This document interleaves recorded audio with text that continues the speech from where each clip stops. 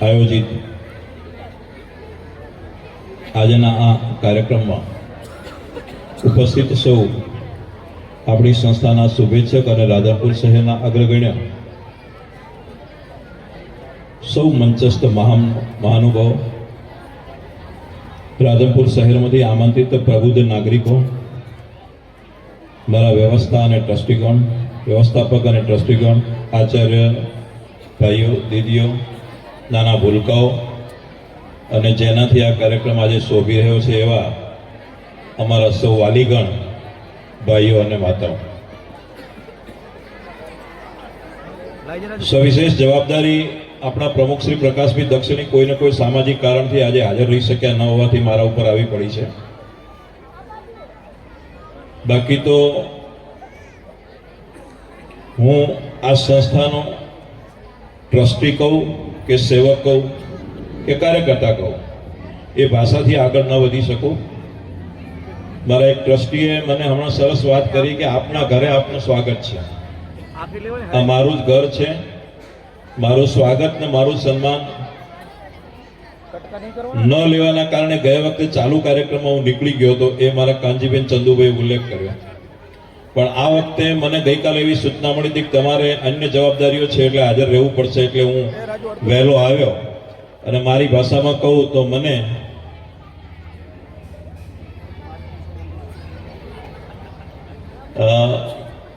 વધારે પડતું સન્માન અને સ્વાગત મારું કર્યું.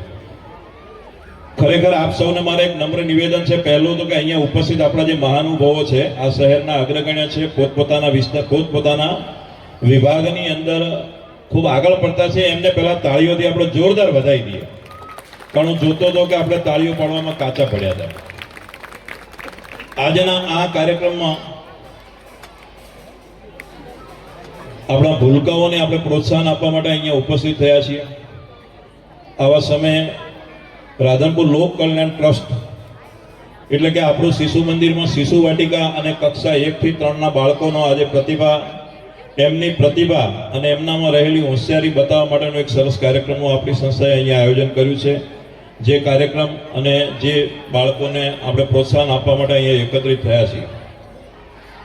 આવા સમયે મારે વિદ્યાભારતી સંસ્થા વિશે પણ પરિચય આપવો જોઈએ, આપણી સંસ્થા વિશે પણ 2 શબ્દો કહેવા જોઈએ અને સંસ્થામાં ચાલતી પ્રવૃત્તિ માટે પણ આપને વાકેફ કરવા જોઈએ, મારી ફરજમાં આવે છે. રાષ્ટ્રીય સ્વયંસેવક સંઘ એટલે ભારતના સન્માનની, ભારતના સ્વાભિમાનની, રાષ્ટ્રની, ધર્મની અને નાનામાં નાના વર્ગમાં રહેલા લોકોની ચિંતા કરવાવાળો આપણું રાષ્ટ્રીય સ્વયંસેવક સંઘ છે. આ રાષ્ટ્રીય સ્વયંસેવક સંઘમાં 1925માં એની સ્થાપના થયા પછી આપણા સંઘના અધિકારીઓના મનમાં એક ચિંતા પેઠી હતી કે પહેલા મોગલોનું શાસન આવ્યું,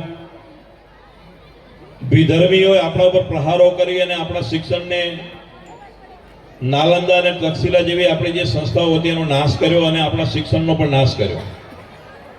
ત્યારબાદ અંગ્રેજોનું શાસન આવ્યું અને મેકોલોએ જે શિક્ષણની જે પદ્ધતિ આપી હતી, એ પદ્ધતિના કારણે આપણા બધાનું ગુલામીનું માનસ બન્યું અને આઝાદી પહેલા આપણો રાષ્ટ્રવાદ મરી પરવાર્યો તો એવી સ્થિતિ હતી. એમાંથી મેઇન વસ્તુ એક જ હતી કે શિક્ષણનો અભાવ હતો અને શિક્ષણની જાગૃતિ નથી. જાગૃત રાખે. આજના સમયે અહીંયા ઘણા બધા મહેમાનો પણ ઉપસ્થિત છે. સૌ મહેમાનો અહીંયા એમનો સમય ફાળવીને અહીંયા પધાર્યા છે, તો એમનો પણ આપણે આભાર વ્યક્ત કરીએ છીએ, એમનું સ્વાગત પણ કરીએ છીએ. સામે નજર કરું તો ખૂબ મોટી શહેરની ટીમ પ્રબુદ્ધ નાગરિકો અને સંઘ સાથે જોડાયેલા અને શહેરના સારા પ્રબુદ્ધ નાગરિકો પણ ઉપસ્થિત છે, એ પણ સૌનો હું આવકારું છું. વાલી માતાઓ અને વાલી ભાઈઓ પણ ખૂબ સરસ રસ લઈને આજે પધાર્યા છે. હજી આવતીકાલે પણ આપણો કાર્યક્રમ છે જ. આટલો જ ઉત્સાહ રાખીને આવતીકાલે નવા વાલી અને નવા માતાઓ, ભાઈઓ બધા આવશે જ, પણ આપણે પણ બધા બાળકોને પ્રોત્સાહન આપવા માટે અહીંયા ઉપસ્થિત રહીએ એવી મારી આપ સૌને વિનંતી છે. છેલ્લે હું એક વાત કરી લઉં કે હું કોઈ દાતા નથી, આ સંસ્થાનો સેવક જ છું. પણ આપ સૌને મારી વિનંતી છે કે આપણી આ સંસ્થા જે ચાલે છે માત્ર ફી આધારિત સંસ્થા છે, આપણે કોઈ ગ્રાન્ટ લેતા નથી. આપ સૌના નોલેજમાં હશે જ આ વિષય કે આપણે માત્ર સમાજથી જ ચાલતી આ સંસ્થા છે. સમાજના બાળકોમાંથી જે ફી આવે છે, ફીના આધારે ચાલતી સંસ્થા છે. ક્યારેક આપ સૌના કોઈના પણ મનમાં ક્યારે મન થાય કે આ સંસ્થાને અમારે મદદ કરવી છે તો પ્રેમથી આપ દાનની જાહેરાત કરી શકો છો, એવી પણ હું આપને વિનંતી કરું છું. આજે બીજી એક વિષય છે કે બાળકોનો સરસ કાર્યક્રમો છે. આ બાળકોને આપણે પ્રોત્સાહન આપવા માટે તો અહીંયા આવ્યા જ છીએ. માતાઓ તો સરસ ઉત્સાહમાં બેઠી જ છે, ભાઈઓ પણ સરસ એમની પ્રવૃત્તિઓ જોવા માટે આવ્યા છે.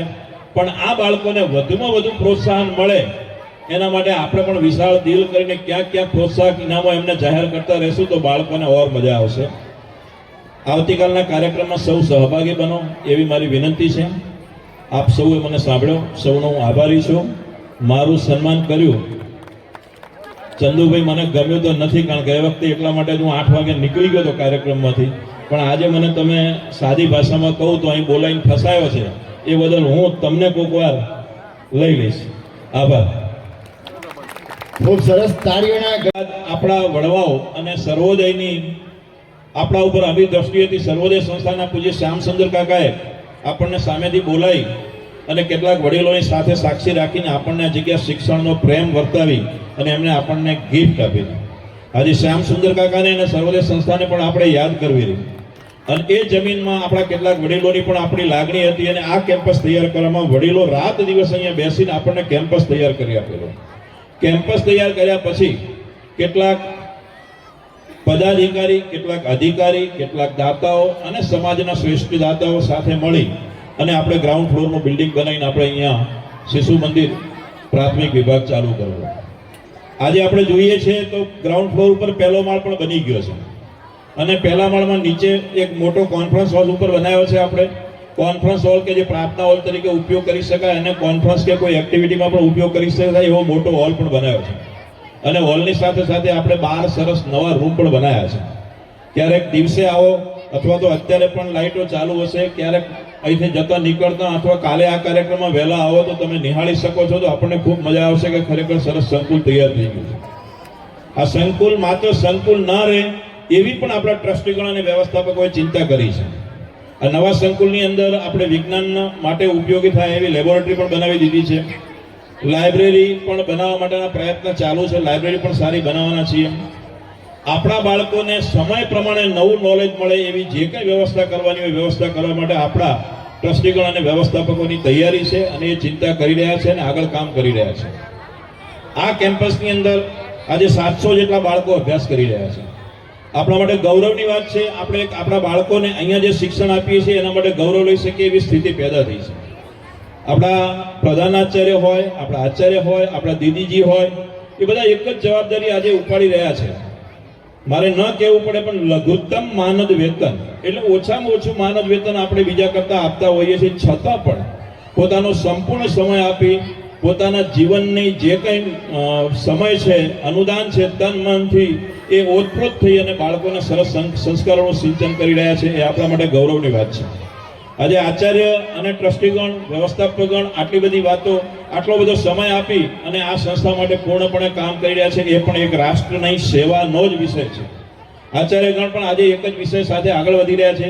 આચાર્યની ભરતી થયા પછી આપણે વિદ્યાભારતીમાં ટ્રેનિંગ પણ અહીંયા ફરજિયાત હોય છે.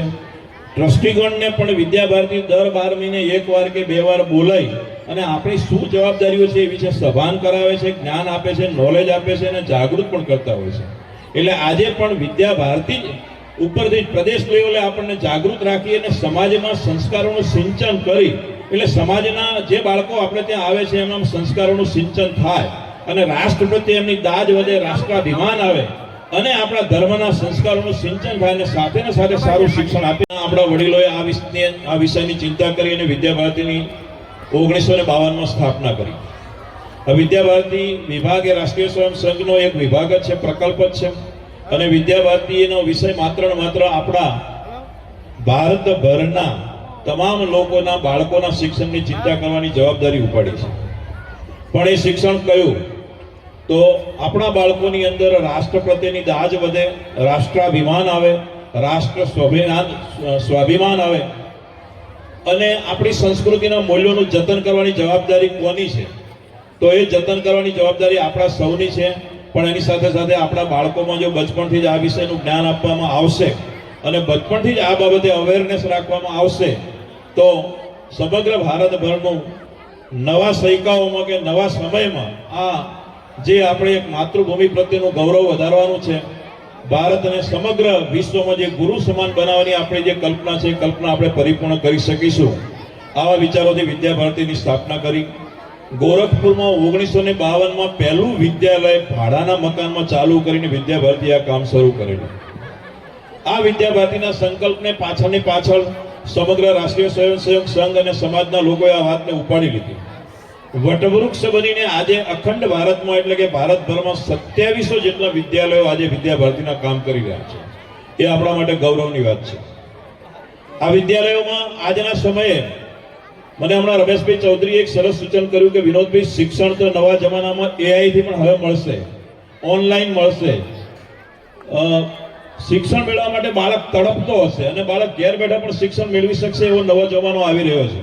પણ આ બાળકોને સંસ્કારો સાથેનું સિંચન કોણ કરશે? આ બાળકોને ધર્મ શું ચીજ છે કોણ યાદ કરાવશે? આ બાળકોને સાચા સંસ્કારો અને ભારતની સંસ્કૃતિ પ્રત્યેનું જતન યાદ કરવા માટે કે આપણું મૂળ ભારત ક્યાં હતું, શું હતું, એ બધું યાદ કરવા માટે કોણ કરશે? તો એ યાદ કરાવવાની જવાબદારી આપણા જેવા વિદ્યા ભારતીના તમામ સંકુલોમાં એ જવાબદારી અદા થાય છે અને બાળકોને એવું સિંચન આપવામાં આવે છે. રાધનપુરમાં 1989ની સાલમાં વિદ્યા ભારતીની આપણે આ સંસ્થાની સ્થાપના કરી. લોક કલ્યાણ ટ્રસ્ટની જ્યારે સ્થાપના કરી ત્યારે ગાંધી ચોકમાં એક ભાડાના મકાનમાં આપણે નાના શિશુ મંદિરની શરૂઆત કરેલી. આપણા શહેરના રાષ્ટ્રીય સ્વયંસેવક સંઘના કાર્યકર્તા અને સમાજના કેટલાક વ્યક્તિઓ મદદ કરીને આપણને મકાન ભાડે અપાવી અને ત્યાંથી આપણે વાટિકાની શરૂઆત કરેલી. એ 1989ની સાલની શરૂઆત કર્યા પછી ભૂકંપમાં એ મકાન પડી ગયું. તે દિવસે આપણી સ્થિતિ એવી હતી કે આપણી પાસે મકાન નહોતું. તો આ કેમ્પસ આપણને વાપરવા મળેલું અને આ કેમ્પસમાં આપણે નાના જે તે સમયે ભૂકંપ સમયે જે શેલ્ટર બનીને આપતી સરકાર, એ શેલ્ટરની અંદર આપણે અહીંયા આપણી વાટિકા ચાલુ કરેલી અને